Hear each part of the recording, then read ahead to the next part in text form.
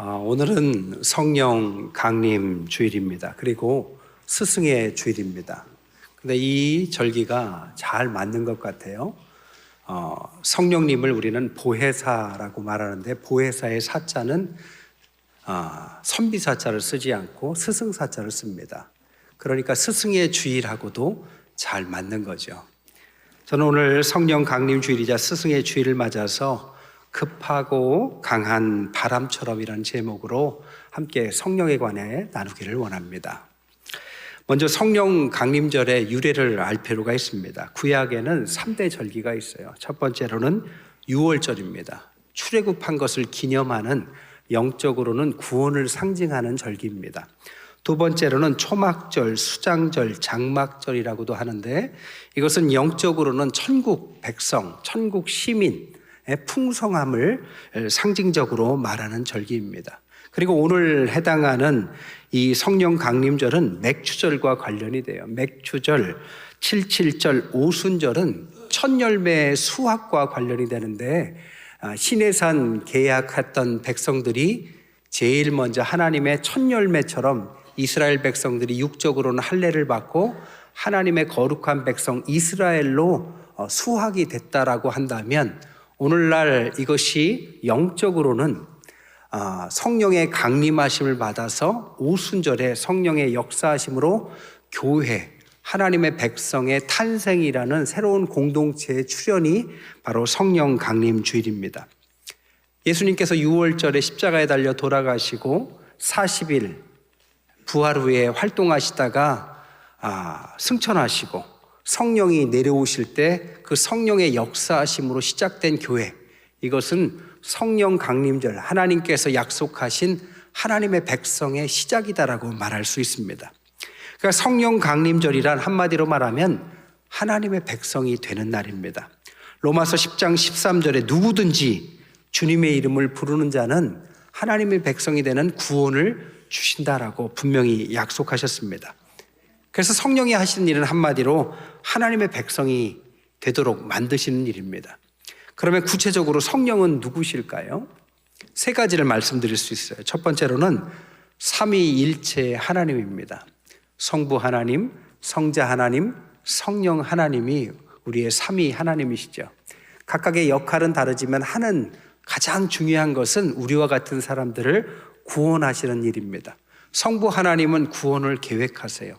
성자 하나님은 십자가에 달려 돌아가심으로 구원을 완성하셨다면 그것을 우리 개개인에게 적용시켜서 구원받도록 돕는 것이 성령의 역할입니다.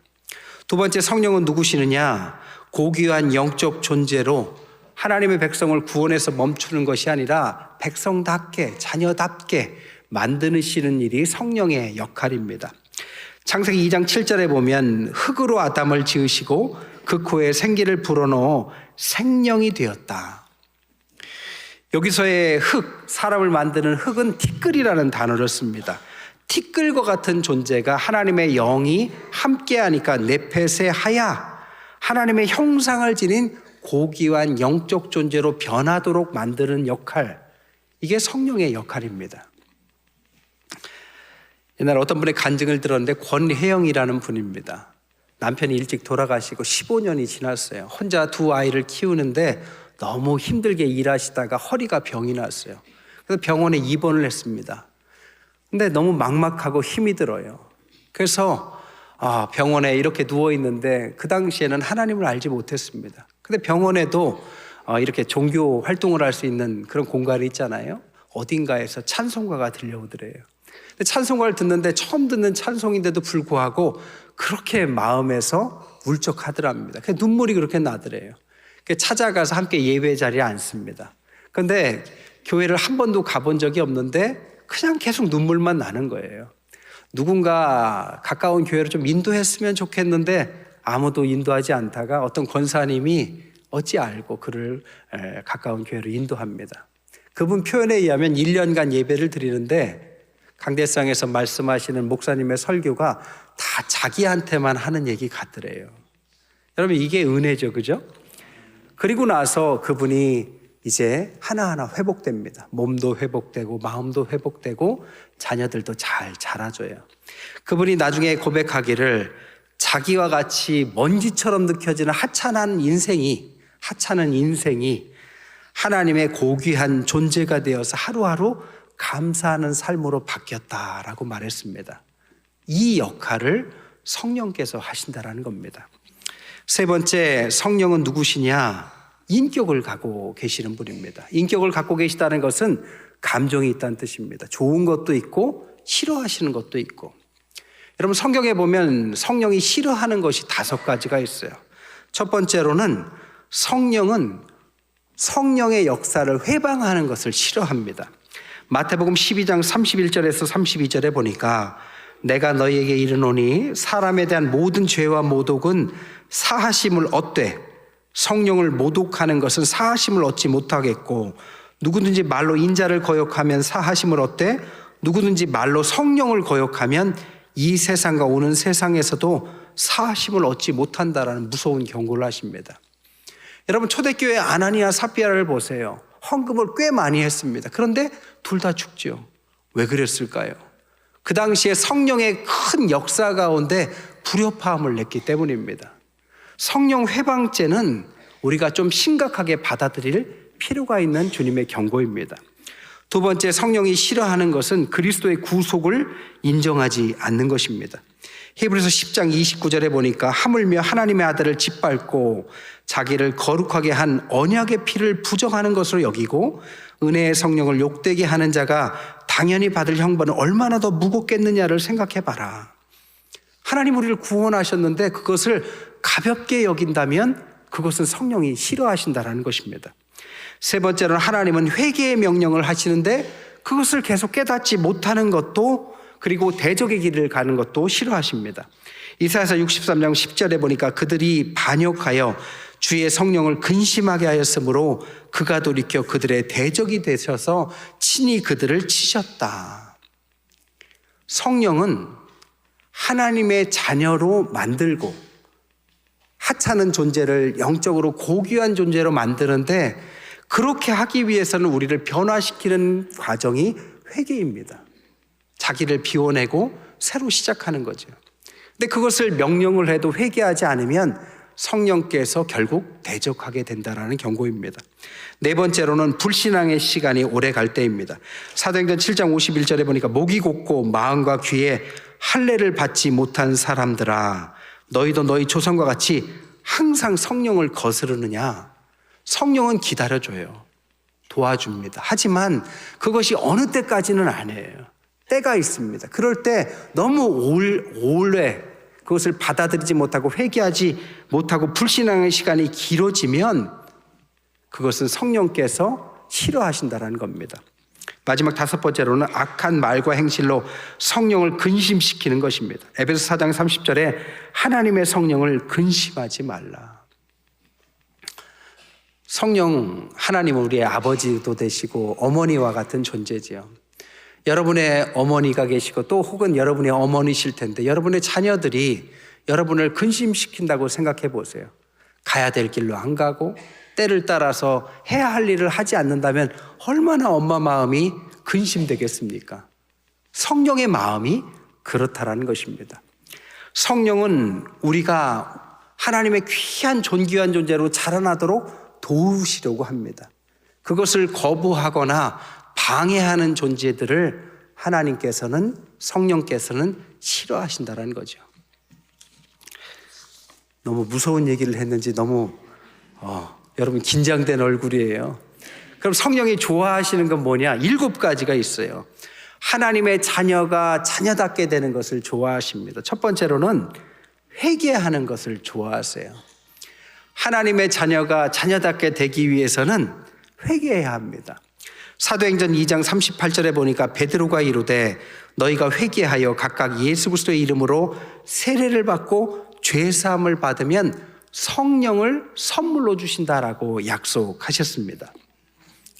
옛날에 어떤 장로님이 간증하시는데요, 젊어서 일찍 장로님이 되셨대요. 근데 직장이, 집은 서울인데 직장이 부산으로 어떻게 되신 거예요. 그래서 부산에 계시니까 서울까지 자주 못 올라오시고 부산에서 가끔 계시는데, 그럴 때 서울에 계시면 장로님이라서 여러 가지 열심히 하셨지만 부산에 아무도 모르니까 바쁘면 교회도 빠지고, 장로님이신데 자기가 그러신 거예요. 그러다가 옛날 얘기죠. 연탄가스를 맞으신 겁니다.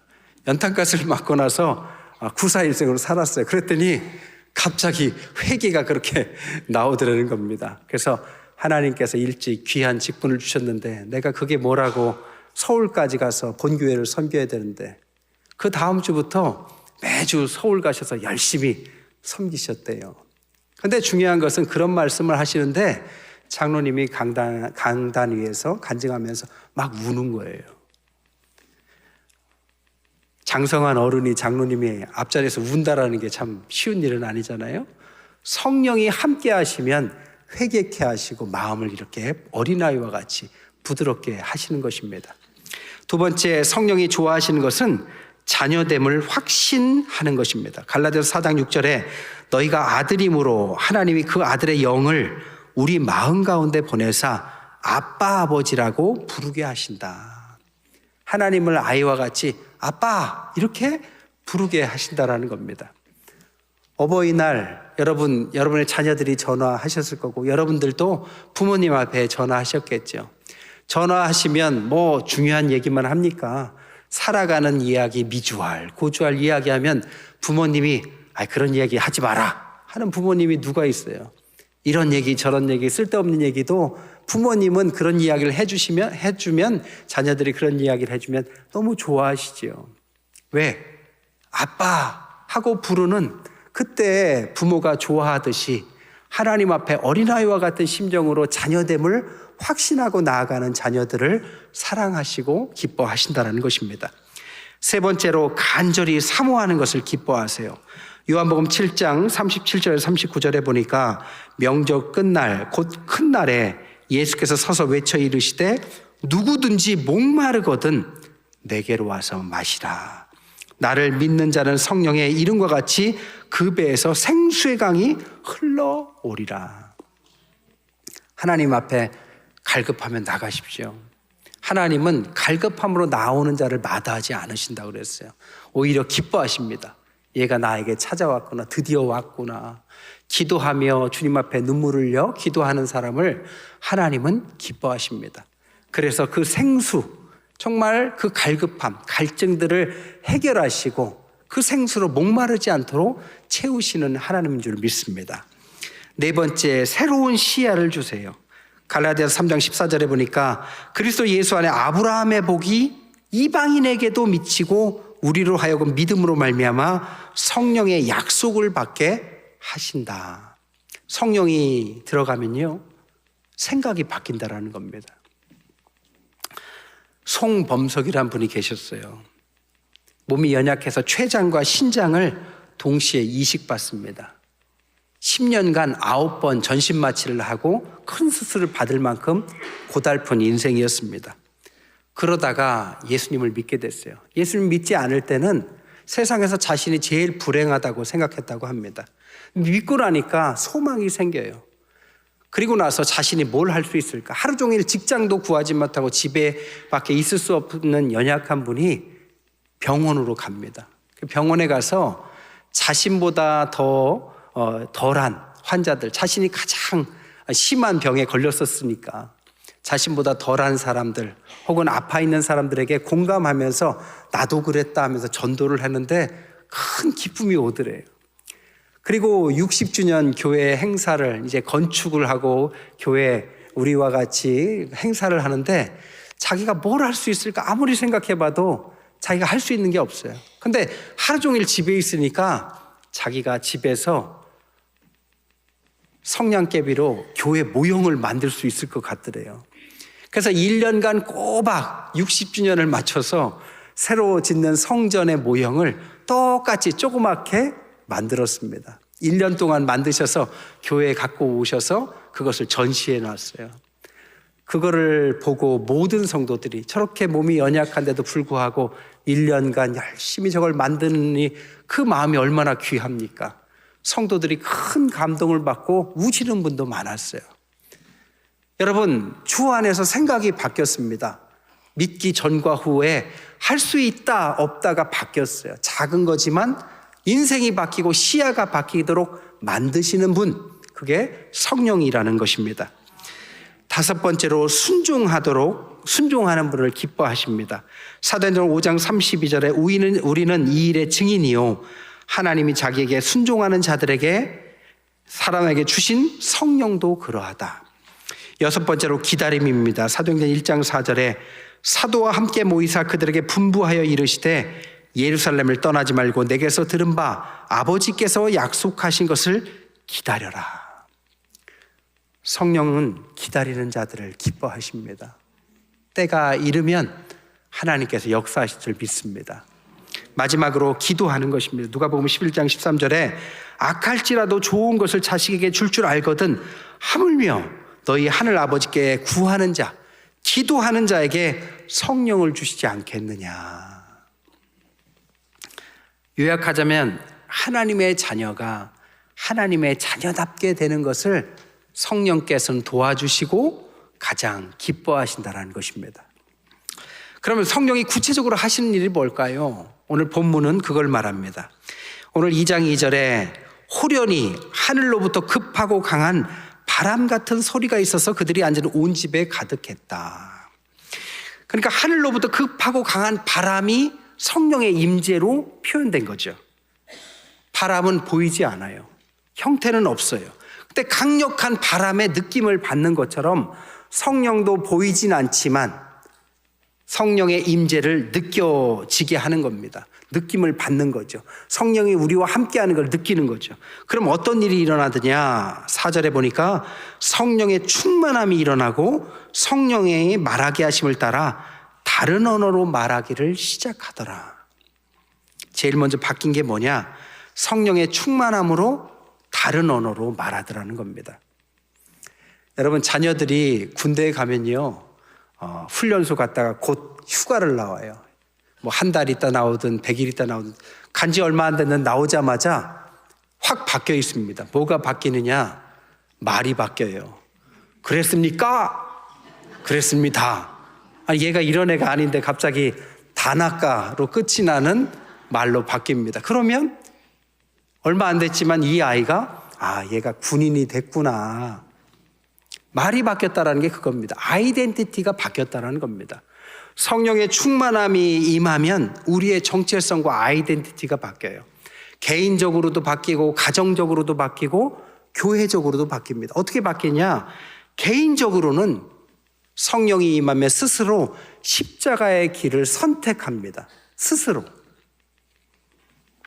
그래서 다른 길을 가기 시작해요. 옛날 독일이 우리나라와 같이 분열됐다가 통일을 이뤘어요. 통일 독일에 2005년부터 21년까지 최초 연방제를 이루었을 때 통일 독일의 총리가 누구였느냐? 앙겔라 메르켈이라는 여성분이었습니다. 근데 이 앙겔라 메르켈이라는 분은 아시다시피 서독 출신이 아니에요. 동독 출신의 여성입니다. 여러분, 남한과 북한이 통일을 이뤘는데 만약 북한의 여성분이 통일 한국의 대통령이 된다면 이 얼마나 대단한 일이겠어요. 앙겔라 메르켈도 그런 대단한 인물입니다. 그리고 굉장히 길게 총리를 하셨고 실제적으로도 이후에 통일적인 역할이라든지 국가의 여러 가지를 역사적으로 아주 굉장히 잘한 지도자로 뽑힙니다. 근데 앙겔라 메르켈의 한 여성으로서 어떻게 이런 일을 가능하게 했느냐? 그의 파워의 근거가 뭐냐? 여러 사람들이 찾는데 그 중에 하나가 뭐냐? 그의 아버지로부터 그 근원을 찾는 분이 있어요. 그의 아버지가 누구냐면 카스너라는 목사님입니다. 근데 그가 어떤 목사님이냐? 동독에서 있었던 목사님이에요. 우리나라도 분단되고 나서 고착화되기 전 남과 북이 휴전선이 이렇게 만들기 전 이동이 가능한 것처럼 독일도 동독과 서독이 이동이 가능할 때가 있었습니다. 그때 대부분의 사람들은 당연히 서독이 훨씬 살기 좋을 거라는 거 알고 동독에 있는 사람들의 대부분이 서독으로 이주를 했어요. 270만 명이 이주를 했다고 합니다. 그러니까 대부분의 사람들이 서독을 갈 때 서독에 살고 있던 이 카스너라는 목사님은 무슨 생각을 하게 되느냐? 다 이렇게 오면 동독에는 누가 목회를 할까? 서독이 살기 좋은 건 본인도 알아요. 하지만 목사들까지 대부분 옮기시니까 자기라도 동독에 가서 목회를 해야 되겠다. 그래서 그는 자녀를 데리고 동독으로 이주를 합니다. 그리고 나서 40여 년간 목회를 해요.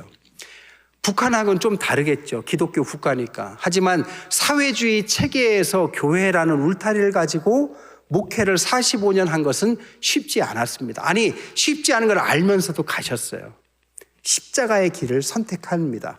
하지만 거기에서 이 무신론적인 체계하에서 교회라는 울타리를 통해서 자유로운 비판의 사고를 기르도록 돕고 세상과 다른 길을 선택하셨는데 그 열매가 누구냐? 바로 메르켈이라는 총리로 나왔다는 것입니다. 우리가 다른 길을 선택하면 끝나는 것이 아니라 하나님께서 그런 열매를 주신다는 것입니다. 두 번째로 가정에서도 성령이 들어가면 다른 선택을 하게 하시고 다른 시야를 주신다는 것입니다. 2010년도에 가정의 달 대통령 표창을 받은 가정이 있어요.